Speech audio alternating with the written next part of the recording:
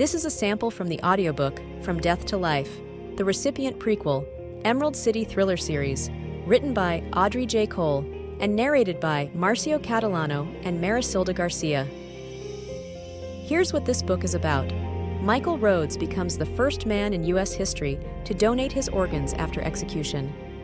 Sergeant Wade McKinnon watches Rhodes take his last breath from the viewing area to the lethal injection chamber, planning to move on with his life after Rhodes pays the ultimate penalty for his crimes. Elle's world is turned upside down when her husband Brian suffers a debilitating stroke at the age of 37. His only chance at living the life he once led is to receive an experimental brain transplant. When she gets the call that donor brain cells are finally available for Brian's transplant, she rushes him to the hospital in hopes of him returning to the man he was before his stroke.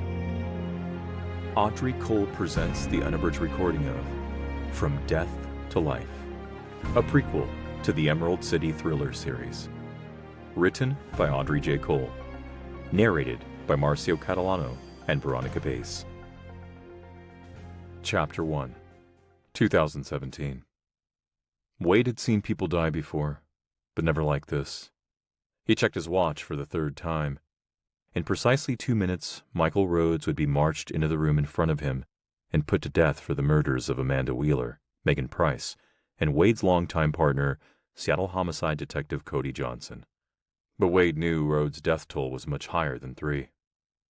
His left leg shook with anticipation against his metal chair. He looked around the small viewing area to the lethal injection chamber at Washington State Penitentiary. The room was filled with other anxious, somber people. He recognized some of those present as members of the victims' families. They were faces he would never forget. Wade's head jerked up in response to the sharp sound of a buzzer. He watched 2 guards lead Michael Rhodes into the well-lit lethal injection room. Rhodes was 45 years old, and his appearance showed the effects of his last 5 years in prison. His now gray hair lacked contrast against his pale skin. Prison tattoos covered his arms and neck, and dark circles accentuated Rhodes' cold blue eyes. One-way mirrored glass was all that separated Wade and the other viewers from this sociopathic killer.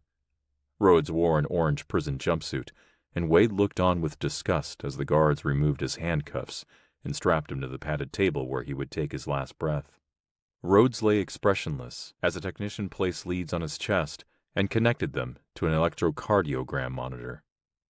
The technician started an IV in each of Rhodes' arms, one for the lethal injection and the other as a backup in the event the primary line failed. A physician was present in the lethal injection chamber, but Wade knew that his primary purpose was to pronounce Rhodes dead after the execution. Medical ethics laws prevented him from having any direct involvement in the lethal injection process. Over the intercom that fed into the viewing room, Wade heard the voice of the warden ask if Rhodes had any last words. "That cop left me no choice. It was either him or me," Rhodes said, staring into the viewing room through the one-way mirrored glass. Wade gritted his teeth. Rhodes never admitted to killing those women, nor had he ever shown any remorse over killing Cody. Wade glared at Rhodes behind the glass. He hated Rhodes even more for never owning up to what he did. The warden nodded to the technician, giving him the go-ahead to commence the execution. Without hesitation, the technician pushed the clear lethal injection solution into Rhodes' IV. Over the next 10 minutes, Rhodes' steady breathing changed to an occasional agonal breath. Soon after, his eyes went blank and the trace on his cardiopulmonary monitor flattened as it alarmed for asystole. The physician's voice crackled through the loudspeaker. "Time of death is 10:15. Wade heard sobbing from some of the other viewers, but his eyes remained dry. He had waited for a long time for this day to come. Needing some fresh air, Wade got up and walked out of the viewing room. After one of the guards escorted him through security and out of the prison, Wade stepped outside and heard the heavy door lock behind him. He felt the gust from a strong wind whip through the air. He squinted as his eyes tried to adjust to the late morning sunlight, and he reached for his sunglasses inside his shirt pocket. He'd driven over the Cascade Mountains that morning to eastern Washington, the sunny side of the state. About 4 hours southeast of Seattle, The small town of Walla Walla was home to the only maximum security prison in the state that carried out executions. Wade expected to feel a sense of justice for Cody and the 11 other victims after watching Rhodes die. But all he felt was a sense of emptiness as he walked through the parking lot toward his car. He opened the driver's side of his car and looked up to the sound of the medical transport helicopter taking Rhodes' body for organ donation. It seemed ironic that someone who had taken so many lives would save some as well. Now Wade could finally move on with the rest of his life. Chapter 2. Rhodes. The medical transport team pushed Michael Rhodes' body on a stretcher down the hall of Harborview Medical Center as fast as was safely possible. It was imperative they get him to the operating room for the transplant team to remove his vital organs before it was too late. Although Rhodes was clinically dead, the transport team had connected him to a cardiopulmonary bypass pump, which they referred to as a heart-lung machine. They pushed it down the hallway alongside a stretcher. Out of respect, the team had laid a sheet over Rhodes' body on arrival at the hospital. The transport nurse carefully guided the heart-lung machine aside the stretcher, ensuring that the tubing remained slack enough not to dislodge either of the catheters in Rhodes' thighs. Using both hands to push the stretcher, the nurse practitioner called for people to step aside as the team maneuvered through the winding hallways of the busy hospital. While the heart-lung machine bought them a little more time by keeping Rhodes' organs perfused, the time frame for organ donation was still a very tight window. Ideally, it was best for a heart to be donated within 4 hours of death. The brain cells he would be donating for an experimental transplant were best if donated within 2. It had already been over an hour since Rhodes had died. The medical transport team knew every minute counted as they rushed his body to the operating room. They slowed as they rolled the stretcher through the main OR doors. "We've got Michael Rhodes' body here for organ donation," the nurse practitioner announced to a nurse sitting behind a desk. The nurse immediately stood to her feet. "We're ready in OR6. Follow me." She led the way down the hall before stopping to press a round button. Double doors opened to a small room as a strong antiseptic smell wafted into the hallway. The room contained only a sink and shelves filled with surgical hats, booties, and masks. After disconnecting him from the heart-lung machine, the transport team handed Rhodes' body over to the nurses who would take him into the sterile operating room, where the surgical transplant specialists were already scrubbed and anxious to begin removing Rhodes' organs. Once inside the operating suite, a nurse shaved Rhodes' head before prepping the skin on his scalp for the removal of his brain cells. While the nurse sponged betadine over Rhodes' bald head, the rest of the operating room personnel completed their time out, the safety check that required them to stop and verify Rhodes' identity as well as the procedure they were performing. "Okay, everyone," the surgeon announced. "Let the fun begin." The sound of his medical drill filled the room as he began the process of organ extraction, starting with Rhodes' brain. Chapter 3. Elle watched Brian's nurse spoon-feed applesauce into the less droopy side of his mouth. She handed the nurse a napkin to wipe away the part that always managed to dribble back down his chin. She should have been the one to feed him, not the nurse. But Brian didn't want his 30-year-old wife to have to care for him like this.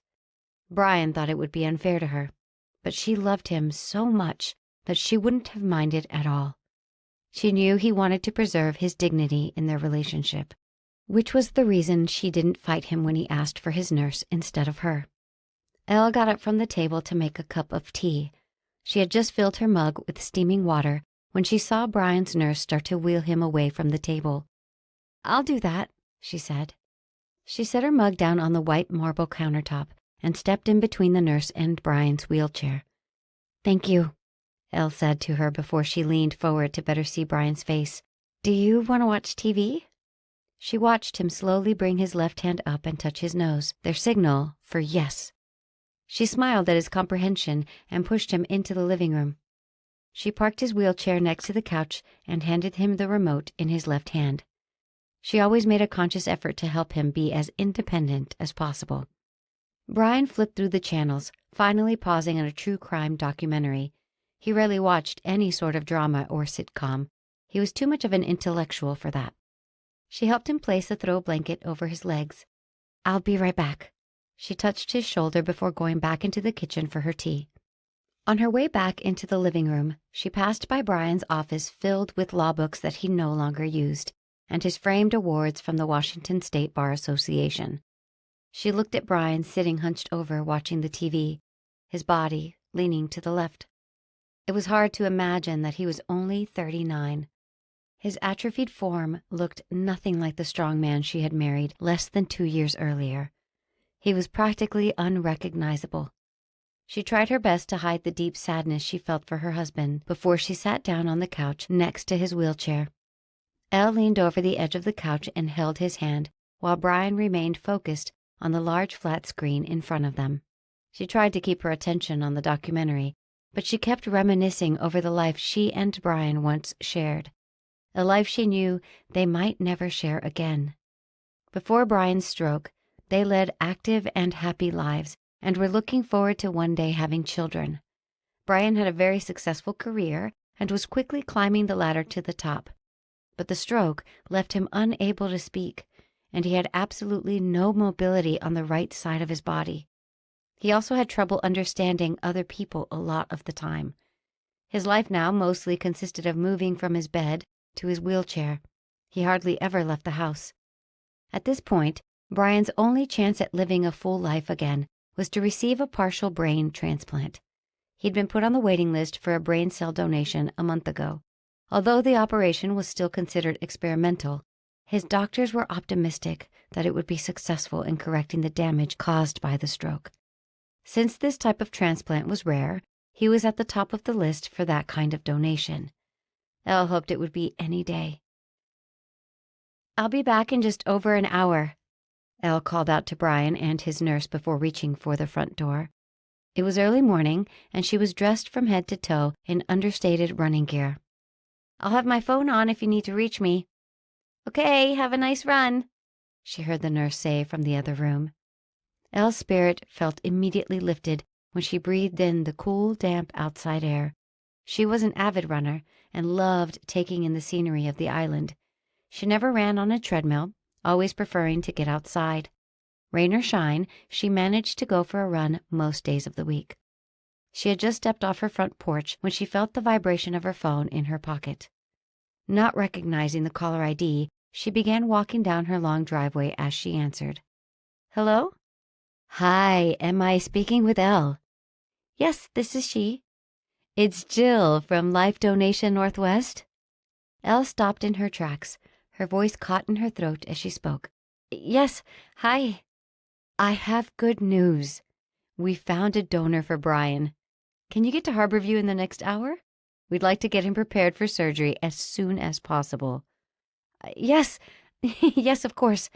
Thank you," Elle said, taking in the news. "We'll see you soon." Elle stood in the driveway for a moment before rushing back into her house. She could hear the morning news playing on the living room TV as she ran through the home toward the sound. Both Brian and his nurse looked startled when she bolted into the room. She held her phone up in the air as they stared at her. "They found a donor!" Elle felt as though she might cry with happiness when she looked at Brian. He offered the best smile he could, and she rushed toward him. His nurse looked as though she might cry too as she watched the two of them embrace. Elle loosened her hold on her husband and turned around to his nurse. "We need to leave for the hospital. They want us there within an hour." The two of them helped Brian into their car and pulled out of the driveway 10 minutes later.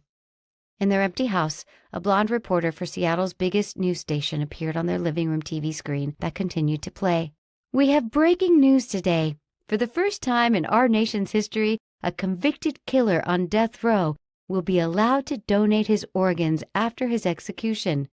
Previous requests for organ donation from death row inmates have always been denied by the nation's organ donation officials and medical ethicists who stated that the act of taking organs from executed prisoners would be unethical. However, recent medical advances in organ transplantation have made for a much higher success rate and a lower incidence of rejection among donor recipients.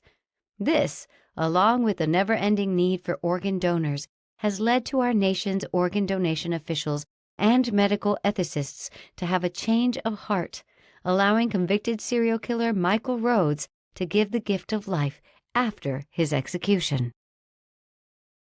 We hope you have enjoyed this unabridged production of From Death to Life, a prequel to the Emerald City Thriller series. Written by Audrey J. Cole. Narrated by Marcio Catalano and Veronica Pace. This program was produced by Silverton Audio. Text copyright 2024 by Audrey J. Cole. Performance and production copyright 2024 by Audrey J. Cole. No part of this recording may be played for an audience or reproduced in any form. It may not be streamed, downloaded, broadcast, or copied without written permission from the copyright holder. You have been listening to From Death to Life, the prequel to The Recipient, Book 1 of the Emerald City Thriller series. To purchase or more information on the Emerald City Thrillers boxed set, click on either of the QR codes shown here for Amazon.com or Downpour.com. For more information on this and other titles, please visit www.silvertonaudio.com. And don't forget to subscribe to our newsletter for information about free audiobooks and rewards.